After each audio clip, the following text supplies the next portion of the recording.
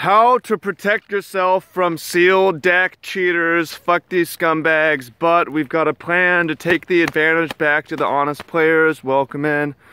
Much love, Trev, for your beautiful day in Humboldt Bay. I made it back after 6 weeks on the road chasing pro points, and my next Grand Prix is going to be GP Vegas, sealed, where I know people are going to be bringing glory bringers from home, and I'm going to have to play against that bullshit. And then after that, I've got GP Kyoto. I don't know, but I imagine it's going to be the same thing with 7 people DQ'd in Beijing just now for adding cards. We have confirmed, you can check the banned players list, confirmed mid-level pro adds glory bringer from home. People are cooking with constructed in sealed. I've got a solution for you that even if no one else takes any action, something you can do to protect yourself. So first of all, you have to realize that it's actually a bigger problem than it looks, because it's one of the most common cheats where you have the biggest advantage with the least likely chance of being caught, because there's so few deck checks for the massive field that you can get away with it, and having a cooked deck gives you a massive advantage.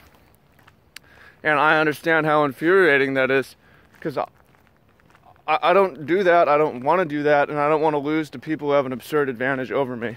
So that's why I've been saying, hey, can we get a thing where everything's pre-regged and you have 2 sheets and I get to look at the sheet afterwards and confirm, say, hey, okay, that glory bringer really is in your pool. That'd be nice. Other people are saying, can you stamp all the cards? I don't think stamping is the solution, because cheater teams will still trade cards with each other, and you have to deal with that shit. So here's what I'm going to do at Vegas, what I'm planning to do. It's awkward, but it's necessary, and it's a way to actually be advantaged if you're playing honest. And that is, if someone beats you with a good sealed deck, you call a judge on them for a deck check. Now, again, this is awkward, I don't want to do it, but I feel that I have to, and it's the only way to be advantaged as an honest player. And you're advantaged because no cheater will ever beat you this way, at least by adding cards to their sealed deck. No cheater will ever beat you. In fact, you're advantaged playing honest, because sometimes someone's going to beat you, and then suddenly you get the match win back to you because they added cards to their deck. So until Channel Fireball or whoever provides some sort of a solution, I think that this is the best option, because again, no cheater will ever beat you. If they beat you with a good deck, you call a judge and deck check them. And this is why I want the solution to be, give me a second reg sheet and we show and sign off on each other at the end of the match, because that'll cut down on cheating to practically 0. And then we won't have to deal with this problem. Although, let me get into this a little bit deeper for those of you who are still here.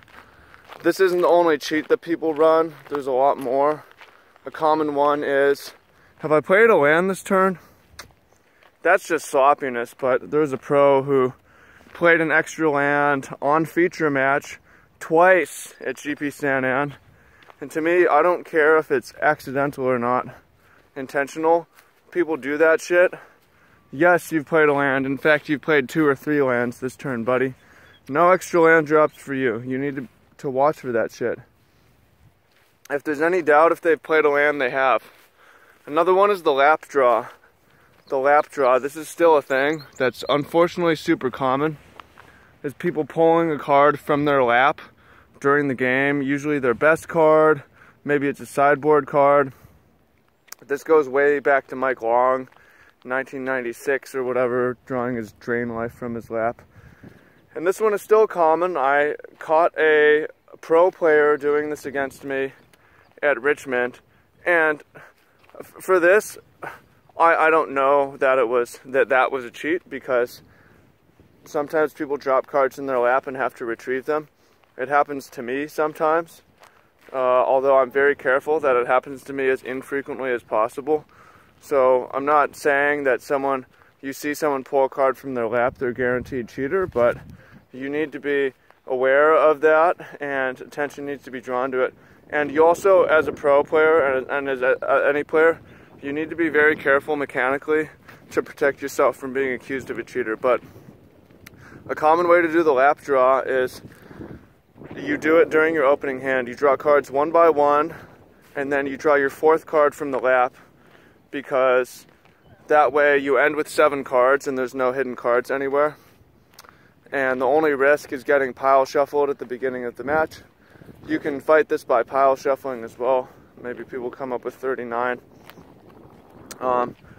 Or people will play with a 41 card deck to protect themselves from that as well. But it'll usually happen during the opening draw, because you're going to look down to pick up your 7, and also because that's the safest for them, because they don't want to have to go a long time with a card sitting in their lap. They go a long time with the card sitting in their lap, it gets trickier because they need to find a time to do it, and also they don't necessarily want to end up an extra card, because you can catch that by asking them how many cards they have.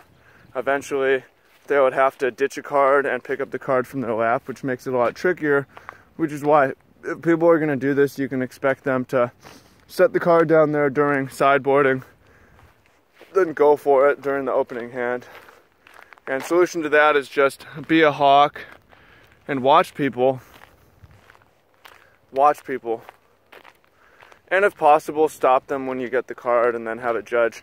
If it's a basic land, then okay, you just dropped it in your lap and you're retrieving it. If it's a fucking glory bringer, then you know what's up. So and you think that, hey, this sounds so, you're so paranoid, Trev.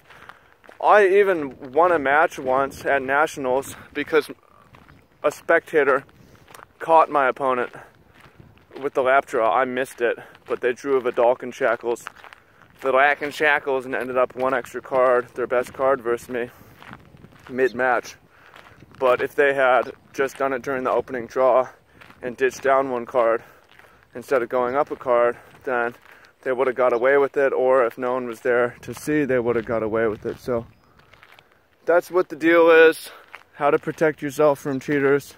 Again, I want the full solution of being able to deck check opponents' decks.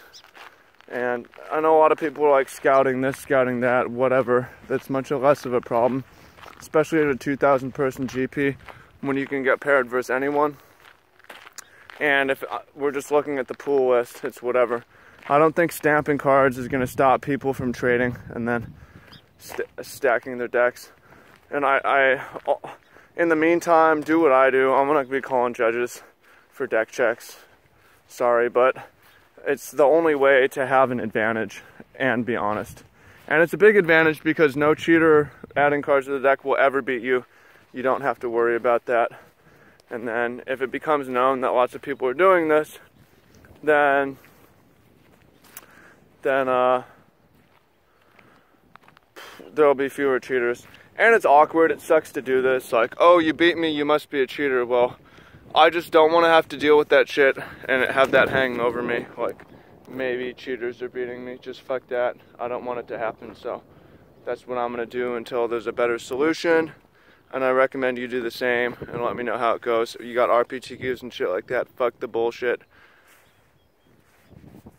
Deck check every glory bringer. So hope you find that helpful and useful. I'll see y'all in Vegas. Much love.